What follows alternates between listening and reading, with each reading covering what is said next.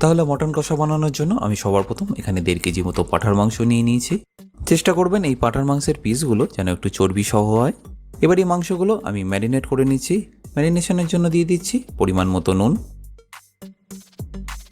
সামান্য হলুদ, সামান্য কাশ্মীরি লঙ্কার গুঁড়ো, আর দিয়ে দেবো 1 চা চামচ ধনে গুঁড়ো আর 1 চা চামচ জিরে গুঁড়ো। দেখতেই পাচ্ছেন একদম ঘরোয়া উপকরণ। এবার দিয়ে দেবো সামান্য আদা রসুন আর লঙ্কা বাটা। আমি 3টেকে একই সাথে বেটে রেখেছিলাম। এবার সামান্য সর্ষের তেল দিয়ে আমি এটাকে খুব ভালো করে একবার মেখে নেবো। আচ্ছা, এখানে একটা ছোট্ট টিপস, আপনারা যখন মাটনটা ম্যারিনেট করবেন সেই সময় একটু হাতে প্রেসার দিয়ে ম্যারিনেট করবেন। মানে মাংসগুলো ঠিক এইভাবে যদি ভালো করে ম্যারিনেশনটা লাগিয়ে দেওয়া যায় তাহলে এই প্রিকুক ম্যারিনেশনটা বেশ অনেকটাই এফেক্টিভ হয়।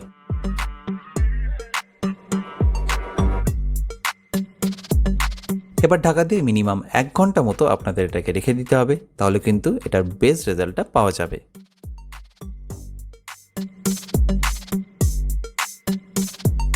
এবার মটন কষার জন্য একটা খুব সিম্পল মশলা আমাদের বানিয়ে নিতে হবে, আর সেটা কিভাবে ইউজ করতে হবে সেটাও আমি আপনাদের জানাবো। তাহলে এই মশলাটা বানানোর জন্য আমাদের লাগছে 4টে লবঙ্গ, 1 টুকরো দারচিনি, 5টা এলাচ, 1 চা চামচ মতো গোটা ধনে, 1 চা চামচ গোটা জিরে, আর 1 চা চামচ মতো গোটা গোলমরিচ। আর সবশেষে আমি ব্যবহার করব শুকনো লঙ্কা। এই শুকনো লঙ্কাগুলোকে আমি অলরেডি ডিসিড করে নিয়েছি বা অলরেডি এর বীজগুলো বের করে নিয়েছি, কারণ এই শুকনো লঙ্কাগুলো আমি রঙের জন্য ব্যবহার করছি, ঝালের জন্য নয়। এবার এই গোটা মশলাগুলোকে আমি শুকনো খোলায় একটু ভালো করে একবার ভেজে নেব। দেখতেই পাচ্ছেন একদম ঘরোয়া উপকরণ, আপনাদের কোনো রকম অসুবিধা হবে না। ভাজা হয়ে গেলে আমি এটাকে একটা পাত্রে তুলে নিচ্ছি, তারপর একটু ঠান্ডা করে এটাকে আমি মিক্সিতে পেস্ট করে নেব।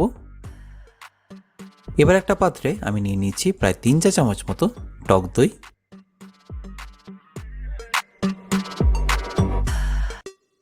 এবার যে গোটা ভাজা মশলাটা আমরা মিক্সিতে পাউডার করেছিলাম তার প্রায় 2 চামচ মতো আমি এর মধ্যে মিশিয়ে দিচ্ছি।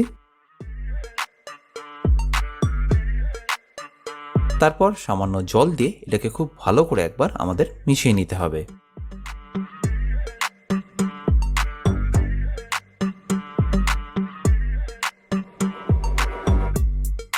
আর মেশানোর পরে প্রায় 15 থেকে 20 মিনিট মতো আপনাদের এটাকে রেখে দিতে হবে।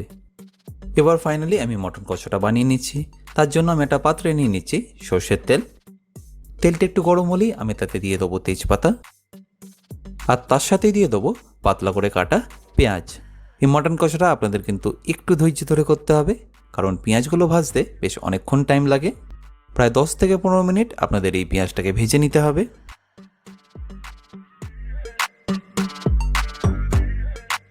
আর এই পেঁয়াজ ভাজার প্রসেসটা একটু ফাস্ট করার জন্য আমি এখানে দিয়ে দিচ্ছি সামান্য নুন। নুন দেওয়ার কারণে পেঁয়াজের জলটা ছেড়ে দেয় আর এটা একটু তাড়াতাড়ি ভাজা হয়ে যায়।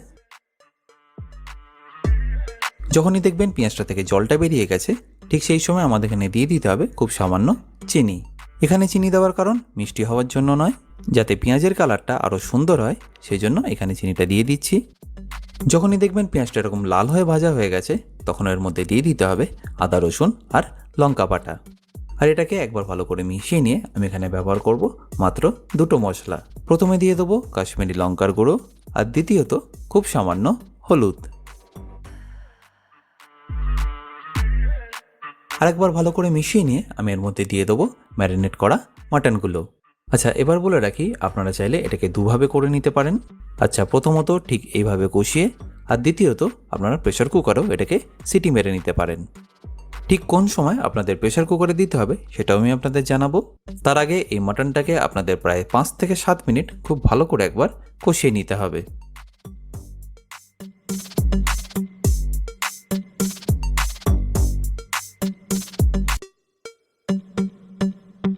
যখনই দেখবেন এই মাটনটা থেকে আস্তে আস্তে তেলটা ছাড়া শুরু হচ্ছে সেই সময় আমাদের এর মধ্যে দিয়ে দিতে হবে পরিমাণ মতো জল।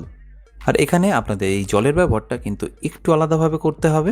একেবারেই পুরো জলটা দিয়ে দেবেন না, অল্প জল দেবেন, তারপর একবার খুব ভালো করে কষিয়ে নেবেন।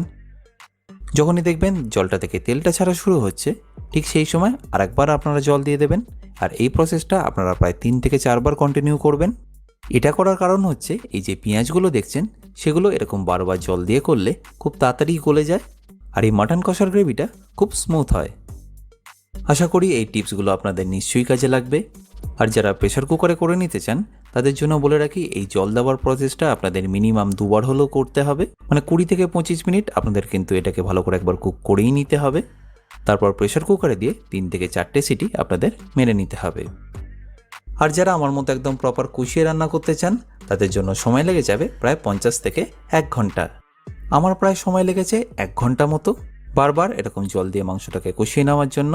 তারপর দেখুন কি সুন্দর একটা কালার চলে এসছে। মাটনটা প্রায় 90% মতো কুক হয়ে গেছে।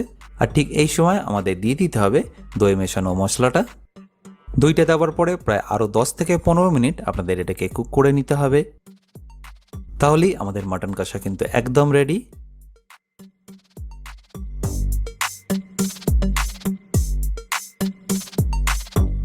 আর সবশেষে ওপর থেকে ছড়িয়ে দিতে হবে কয়েকটা কাঁচা লঙ্কা, সামান্য গরম মশলা, আর যদি হাতের কাছে একটু ধনেপাতা থাকে তাহলে সামান্য ধনেপাতা।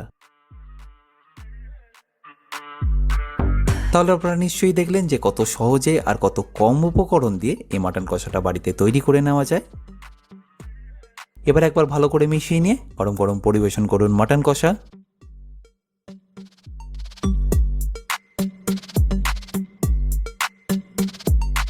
আশা করি এই রেসিপিটা আপনাদের